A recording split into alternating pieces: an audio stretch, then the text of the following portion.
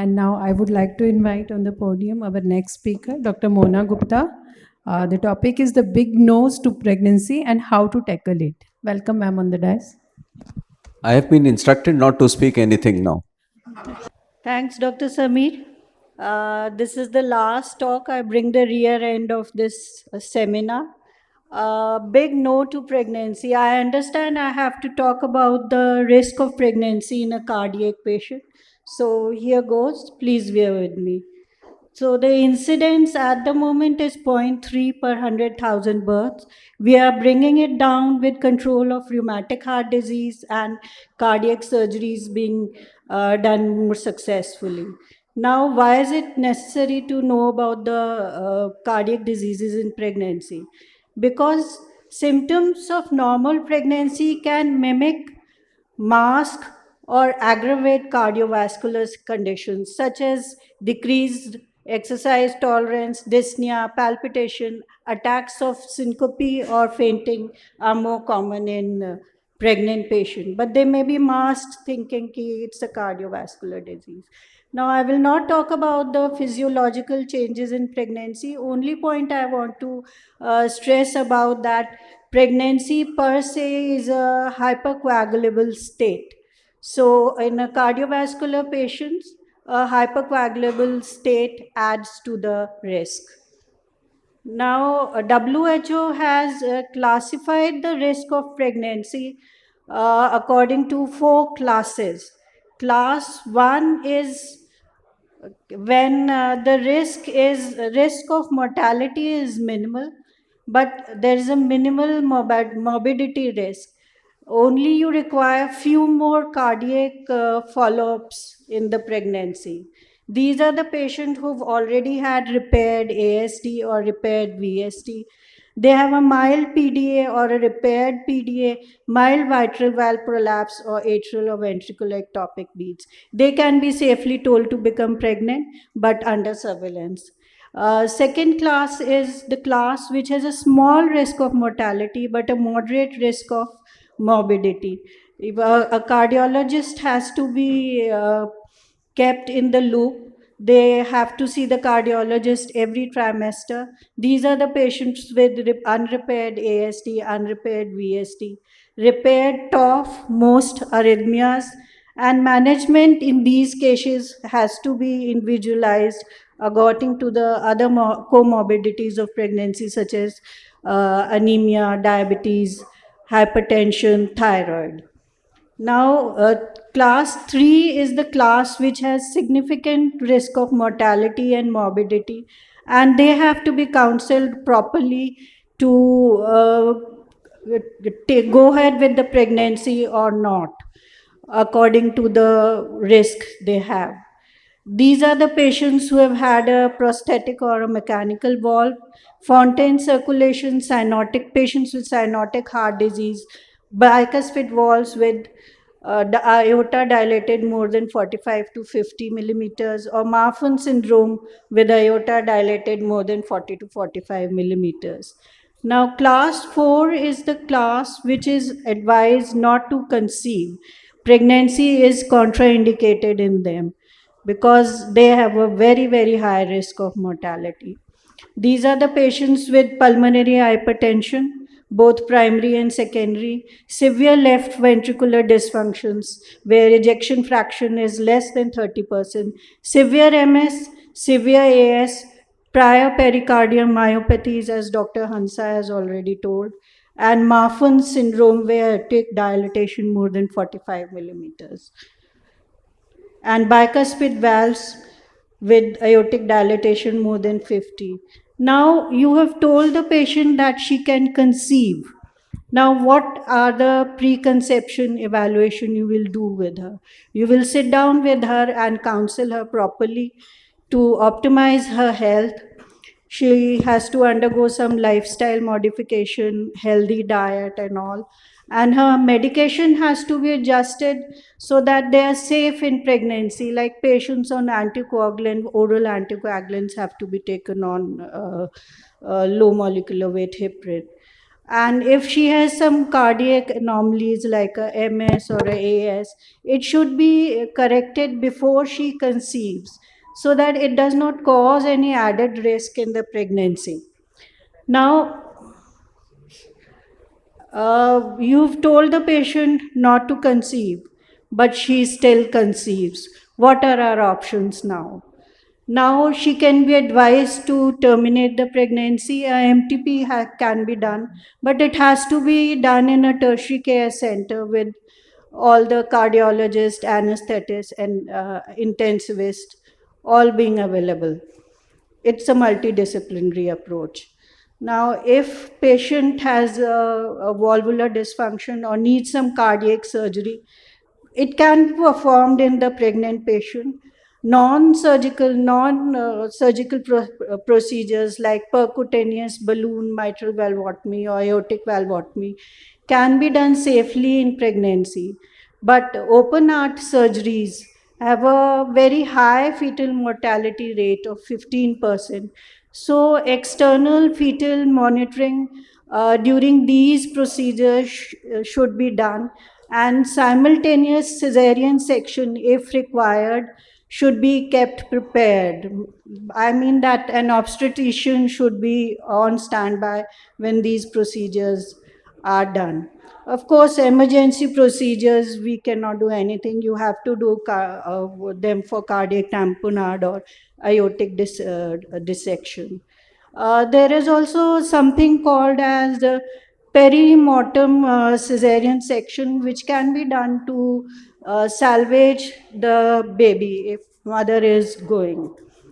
Now, we have advised the patient that she can go ahead with pregnancy. What would be the medical management? How do we manage her further? Now she should be advised rest, stop working so that any tachycardia and anxiety can increase the heart load. She should go for frequent cardiological follow-ups, correct all aggravating conditions like thyroid, anemia, diabetes, hypertension, and don't hesitate to hospitalize the patient at the earliest. If you feel the heart is decompensating, patient is refusing to get admitted, counsel her properly and get her admitted. Take early decisions, don't delay them at all. Now, what are the medicines which can be used and which are not to be used in pregnancies? We can use diuretics safely, but avoid over-diuresis or otherwise our like amniotic fluid will decrease. Digoxin is used safely in CVF failure cases. Antihypertensives should be used to maintain normal tension. Antiarrhythmic agents are safe, like adenosine are safe. Pacing, temporary or permanent, can both be done safely. Beta blockers are safe, but ACE inhibitors, as Dr. Hansa also said, are not to be used in pregnancy and even lactation as they cause fetal malformations, especially renal malformations. Now, in pregnancy, some patients are on anticoagulant therapy. Oral anticoagulants are not, warfarin is not safe in pregnancy. These are given, low molecular weight heparin is given mostly in patients with prosthetic metallic valves, MS with atrial fibrillations, cardiomyopathies, and Eisenmenger syndrome. Now, as far as obstetric management is concerned, in antenatal period, she should be called more frequently than normal patients. All comorbidities should be corrected. A cardiologist should be involved, and anesthetists, intensivists, all should be informed beforehand that we will have such a patient. Avoid beta sympathomimetics like duodenone for tocolysis as it causes tachycardia. Magnesium sulfate and calcium channel blockers are safe. And in a cyanotic heart disease patient, you have to do a serial ultrasounds to assess the IUGR or small for gestation age babies. Now, how to manage these patients intrapartum? Decision for cesarean or normal delivery is taken only for obstetric reasons. There is no rule to do a cesarean for cardiac patient. Induction or labor would also be done only for obstetric reasons. Prostaglandins can be given for cervical ripening or induction. Oxytocin increases the risk, they cause hypotension. So a modified concentrated infusion has to be given.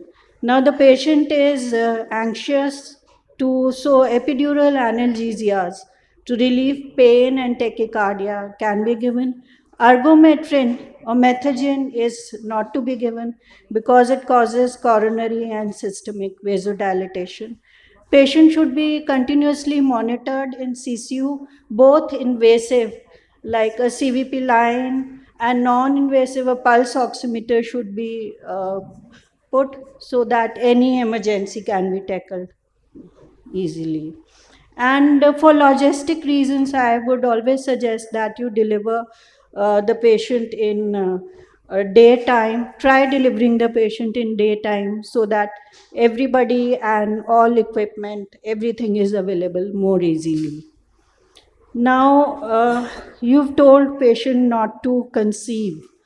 So we have to advise the patient some contraception. For a cardiac patient, it is not only for spacing, but to save her life. Oral contraceptives all contain estrogens, which is thrombotic in action. So OCPs are all contraindicated in pregnancies. Like in POPs, progesterone-only pills like Cerazette or injectable progesterones like Depo-Provera are safe in these cardiac patients. IUCDs, because of the risk of infection, are contraindicated in cardiac patients, but Mirena, which is a hormonal IUCD, has been found to be safe. Tubectomy for permanent contraception can be done by a Minilac, or if a patient is undergoing some other abdominal surgery, it can be done simultaneously. Now, vasectomy for the partner is also an option, but he may outlive this patient, so may want to remarry or have another partner again. So that option can also be discussed and can be kept as an option. Other final options for these couples is surrogacy, like a controlled induction of ovulation can be done for this patient. These ovulation inducing drugs also have their own side effects, so has to be done carefully, and then a surrogate mother. Adoption or child-free life is also an option for these patients. Last 2 points. Marfan's and Hokum are both transmitted by an autosomal dominant gene. So a donor egg should be an option for them. And in patients with the congenital heart disease, the risk of fetal cardiac lesion is quite high, 3 to 18%. So if these patients are conceiving, get a fetal echo done for them for sure. Now, that is more or less all. A few take-home messages. Do the risk assessment for these patients. Optimize the health prior to conception. Do intense monitoring and counseling during the antenatal period. And keep a multidisciplinary team well informed before the intrapartum period. And individualize each patient about all the options available to them. Thank you. And a life lesson. Life is like a mirror. You will see what you are looking at. If you're looking at a beautiful woman or beautiful face, you'll see one. If you're looking at a pimple, you will see one. So live life positively and enjoy it. Thank you. Couldn't have Thank you, been Dr. a, Mona. Thank you. sorry, couldn't have been a better and a more brilliant presentation. Thank you so much. And Whom are you trying to- shamelessly, I'm asking for the presentation. I'll take it in the pen drive today. Oh, sure. Thank you. Now, very, very nice. Please, Betty. I'll want the comments from the panelists. The biggest advantage of having the last session is that one, you can stretch your discussion, and number two, whoever are sitting here are the dedicated people. They want to listen to it. So let me take this advantage. I'll start with you. Your comments. I'll reserve my comments in the end so that. Please come. Please come. Please come. Yeah, we can have all this our Let me stand here. respected speakers here, I- and I'll we have a chair over here. Yeah, yeah. No, that's fine. Please, Dr. Harsha, you can come. Sitting for a very long time. So Your comments, this was a wonderful kind of a session which was thought of and organized, including cardiologists and gynecologists. So here, I think most of the things were discussed, and the presentations were really good. I, as a gynecologist, have learned a lot.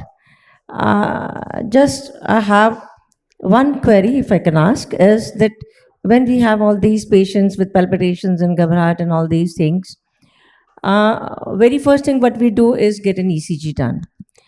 If she has a normal ECG, do we still need an echo? And it would benefit. So let me just put the things in right perspective. Whatever we have gained in last 1 hour or so, A, echo is safe. B, it is very informative. And C, it is very reassuring. So even if there is nothing wrong in the ECG, you can still miss a peripartum cardiomyopathy, which the cutoff is not 1 month prior and 6 months later. It can start in second trimester and continue till 9 months of postpartum pregnancy. So it is very reassuring. So I would suggest that don't leave any symptom unattended unless you are sure that it is functional. So, do we have any And the guidelines most for the? important thing is, suppose you get your echo done for a patient who is normal, who's more assuring than you. That is true, but normally we are not getting echos done for, I will say, more than 95% of the patients. Only the patients who come to us with very specific symptoms once in a while. So I would quote here one of my patients who came to me at 32 weeks. She was a second gravida, first normal delivery conducted by me. Second time she came one fine day in my clinic with all breathlessness and palpitation. I will say I am blessed. My husband is a physician, so he shifted the patient immediately to a cardiac center. And there we found that her ejection fraction was only 20%. So there you are giving But here I would like to know, there's definitely we shifted that patient, and then finally at 32 weeks we had to deliver the patient after the consultation of the cardiologist only. But I would like to know, could I have done better in that situation because patient had no other symptom? As she said, nowadays our patients high risk. She said like age is a high risk, 32 years. But nowadays all our primary patients are above 35 years, 35, 36, 37, even 38 years, we are getting primary patients who come to us for delivery. So should we get echoes in all those patients? Secondly, if their anemia is corrected, which we normally try to do from our side, if the patient is not agreeing, that is a different issue. But if we are doing that and the patient is okay, then what? So my suggestion is that not only should you get the echo done, you should also get the fetal echo done at 38 years of primary. No, that we do. That we For do. fetal part, we are doing fetal echoes, Ma'am, we are एक- doing amniocentesis. A- But ए- एक foot ऊपर आ जाओ probe लेके. बस वो ठीक है sir. But अभी तक ये आपने आज हमें चैलेंज किया No, तो हमें ये भी करना पड़ेगा. बट अभी तक हम लोग नहीं करा रहे हैं. बिल्कुल Frankly ठीक बात. speaking, there are many other gynecologists. If anybody is getting it done, please tell us. No, so I quite agree. Not But as a routine. This is the Routinely we are reason doing why ECGs. exactly we had this session today. We are doing that both of ECGs. us should get educated both ways. Cardiologists should get educated, and Like, I was very surprised, don't use tocolysis by sympathetic stimulation. It was something which was very, very bright. I had never known of it. Anyway, so your comments, please. I would like to quote a patient of mine. A patient came to me, she was referred to me by another gynecologist, and she also came along with the patient. And we started the induction of the patient with the syntocinon. As soon as we started oxytocin, patient had tachycardia. We stopped the synto, and the tachycardia subsided. Then we again started after 1 hour. Then again she had tachycardia within 5 minutes of starting the syntocinon. Then I said to her that I have a small nursing home and I am not going to deliver this patient here. So we took patient to the Jaipur Golden Hospital, and there we got her echo done. And her ejection fraction was less than 25%. So, And patient went into the Cardiomyopathy. cardiomyopathy. So that was your vigilance that you found. That was vigilance, Otherwise, but- it could have been pre-diagnosed if we do a echo at roundabout in 8th month. I think we should start doing an echo for all our patients. So it was just the finding that we are starting Synto and she was starting tachycardia. so you are maybe half a dozen of you here.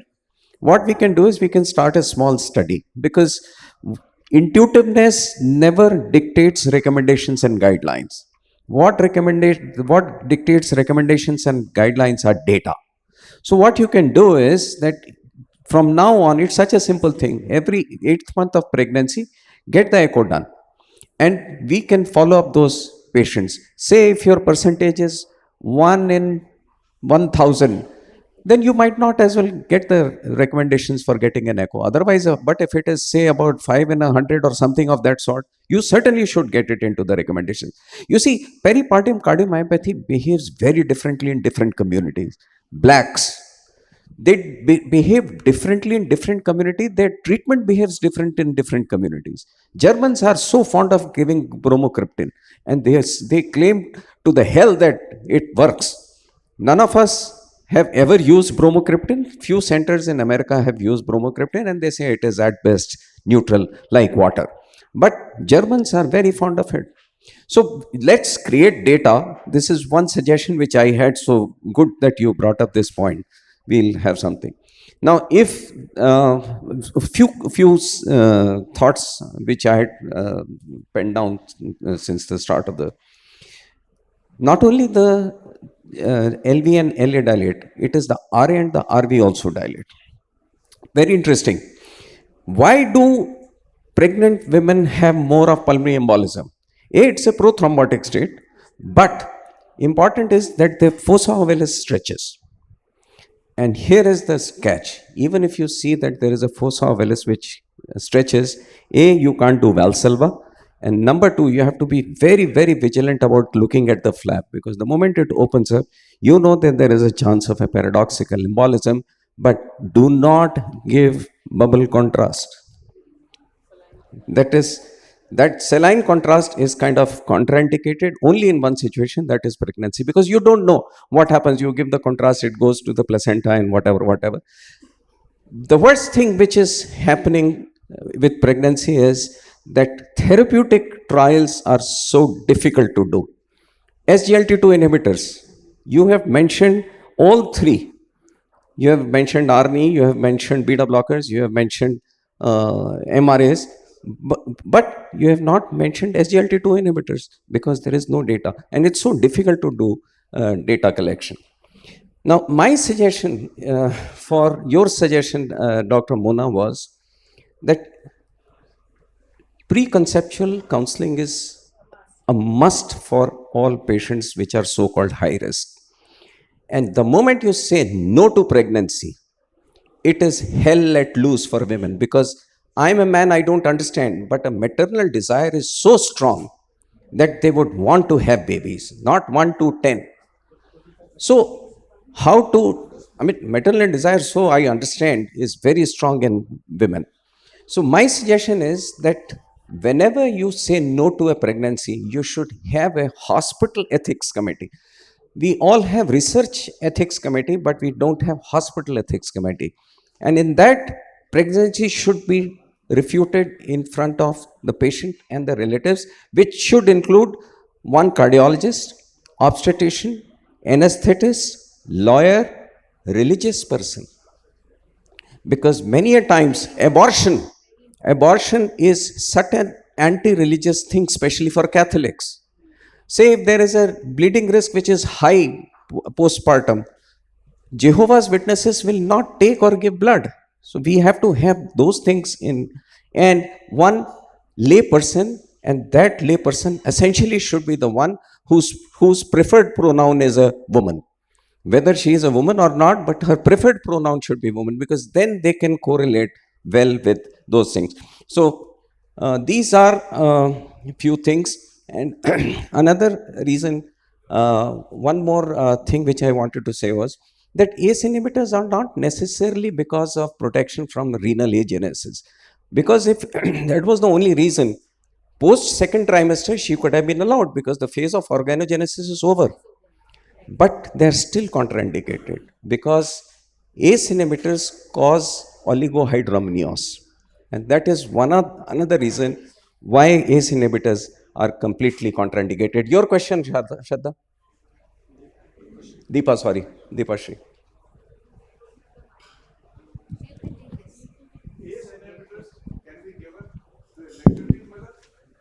No, sir. No, sir. That's the reason she said that lactation should be suspended and the baby should be on top feed.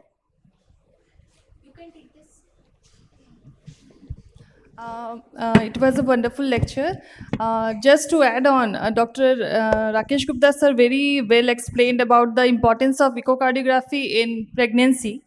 But with my experience, my practical experience, I feel that echocardiography should be routinely advised to every young female who gets pregnant in early age, like in 20s. It is most common nowadays in early trimester, because very recently, 3 days back, I encountered one female, 24 years old. She came in the OPD for just pre-op evaluation for lap chole. And I have the habit of asking 2-3 lines about the history before doing the echocardiography. Then I asked and inquired. Then I found out that she delivered, 1 year back, she delivered a healthy baby. And she was diagnosed to have hypertension. She was on antihypertensive since past 1 year. So I just put the probe. In echocardiography, everything was normal. She had bicuspid aortic valve, but no AS, AR, nothing. And I have the habit of doing suprasternal evaluation. When I put the probe on the suprasternal notch, I found severe postductal coarctation of aorta. Gradient was 90 mm of Hg. Immediately, she was taken for stenting, ballooning and stenting, and the patient's life was, she survived. So I believe that... and the baby survived. Already she delivered last delivered a 1 year baby. back. Oh, 1 year back. And she was on antihypertensives. Yes, ma'am. Yeah. So it was not She should pregnancy have one induced. echo. And one more incidence, in ICU, I was called to do the routine bedside echo. And she was 25 years old, female in cardiogenic shock with sepsis on ventilator. When I inquired the history, she had multiple miscarriage during her pregnancy, 4 or 5 miscarriages. When I put the probe, she had severe calcific mitral stenosis. She never had an echo done because we are in the tertiary care hospitals. We have multimodalities. But in peripheral centers, they don't have. Generally, my colleagues, gynecologists, obstetricians, they don't go for routine echo. So I believe that in first trimester of pregnancy, if it's done. Pardon, ma'am? No, nothing was done. For that That's you the have to have problem in the stethoscope. peripheral centers. So echo is very important in pregnancy, during pregnancy. Point well driven, and that's what we are all discussing here. So we'll do the studies like what you said.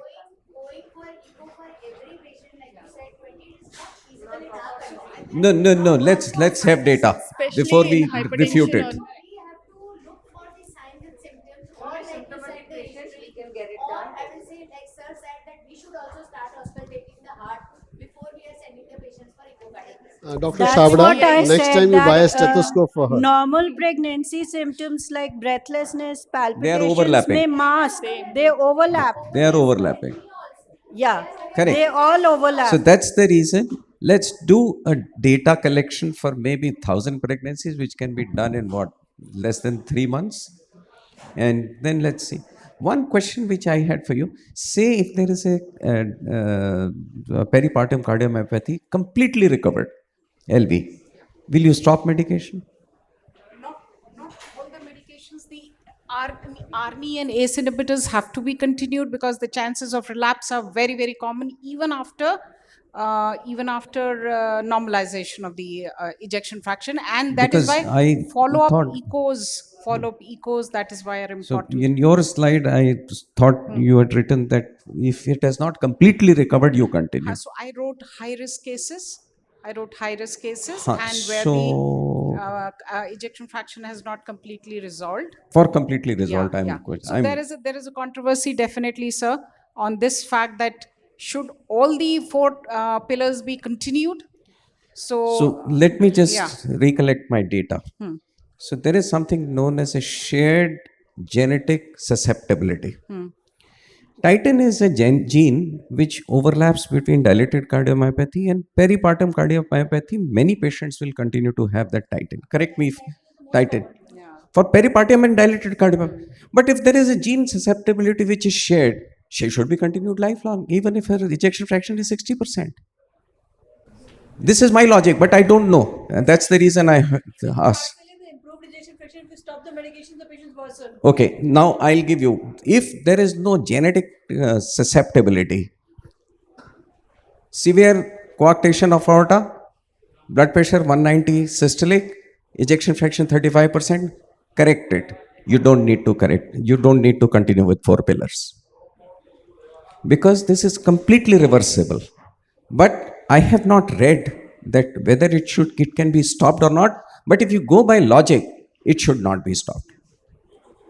Even if it has recovered to 65%, 60%. Because there is a genetic susceptibility. There is a shared genetic susceptibility.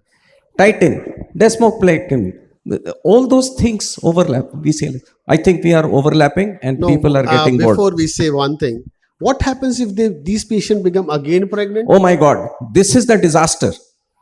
This is one of the conditions where there is a strict contraindication to pregnancy. I said grade 4. Previous. She has already mentioned it in her slides. It means somebody who had a peripartum cardiomyopathy should not become pregnant. That's what you mean to say. Correct. Can I have a last question? Why the hotel people are throwing us out? Hello. I just want to. I just want to ask when the female is pregnant and it's despite of the trimester, when comes with complaint of palpitations, Gabra and everything. When we do ECG shows sinus tachycardia. It's about 120, 124, and echo is done, which is generally normal. So, what management should be done? How often echo should be followed, and till how long we should see the ECG and counsel a patient? Now, how much heart rate is normal during the pregnancy? What was the target heart rate? And I just want to ask.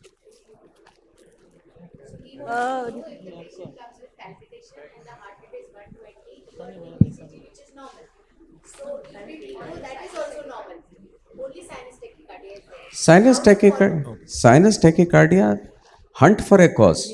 Look for anemia. Look for comorbidity. Sorry? Look for comorbidities. Comorbidities, like same. Look for thyroid, anemia, and other thyrotoxicosis, and reassurance, and how often anxiety. With echo you don't need to repeat. Most of the times It is anxiety. flashes, that also plays a part in pregnant patients. So she's saying that in case it doesn't settle down, ask her to throw out her husband. And the mother-in-law. And the mother-in-law. And the mother-in-law. I completely agree. My father was a physician. He died at the age of 90 years. And during his early start days, he used to say, जिस दिन मुझे दो चीज़ों का इलाज बन जाएगा, मैं उस 6 महीने में करोड़पति बन जाऊंगा. तो हम छोटे छोटे बच्चे बोल किस चीज़ का इलाज करना चाहते हो पिताजी आप? कहते हैं औरतों की घबराहट और आदमियों की कब्जी. इन दो चीज़ों का जिस दिन मुझे इलाज आ गया, 6 महीने में मैं करोड़पति हो जाऊंगा. So in case You know, like the best there- part of all this seminar No, is I don't want to be labeled as a all racist. the reasons excluded, still patient has tachycardia. Is there any role of beta blockers in these patients So in pregnancy? during pregnancy. In So let me just tell you, avoid any medication till as much of time that you can. Pregnancy is, no medicine is all innocuous, not even paracetamol. patient is very uncomfortable. She is because of this palpitation. She is dyspneic. She can't sleep. She can't eat properly. So here we are coming that Then when what to do? we are left with no choice. When we are left with no choice, give beta blockers. What else? Because another drug which is not yet tested during pregnancy is ivabradine, which controls sinus tachycardia very bad, but it has no data. At least beta blocker has a data. In fact, they are a drug of choice for hypertension in pregnancy. Labetalol. Samir. Labetalol and methyl dopa. Methyl dopa is not available. It is now an orphan drug. One more question, Samir. Sir. Dr. Ashok, go ahead. It's looked like cardio obstetrics symposium appears to be more interesting than rest of them. Not a question, sir, just a comment only. We are talking of palpitation and the ghabrahat and the breathlessness. We are talking of breathlessness, ghabrahat and tachycardia almost. So tachycardia, the approach would be immediately you see whether the patient is stable or not stable. If patient is stable, no problem. Refer to cardiologist, refer for the physician. If patient is unstable, patient require treatment. If patient has tachycardia, if there is a pre-existing disease already with left ventricle or right ventricle, patient will be unstable even at a heart rate of 110, 120, 130. In a normal heart, patient would be not unstable unless the heart rate goes beyond 140 or 150. That is number one. Point taken, sir. He has already qualified echo as normal. Number two, what I think now echo is the new ECG. Just like we see lot of X-ray chest where we miss even the small findings, small lesion, or even I miss this pneumonia. We immediately go for the CT chest or contrast CT chest. So I find now more and more the echo is new ECG now. And the tachycardia, a cause must have to be found out very judiciously, whether it is of cardiac origin or whether it is of the pulmonary origin. One more thing, we should always keep the peak expiratory flow rate in our clinic, our bedside. So we are able to see at least what is the peak expiratory flow rate. Is there any problem with the respiration? In the era of the pollution now in Delhi, from October onwards, for next 4-5 months, you will have a lot of pulmonary cases. And where it is very difficult to find out the tachycardia is due to the pulmonary cause or it is due to the cardiac cause. Good Thank point. you, thank you, Dr. And, Good and point. anemia is very common.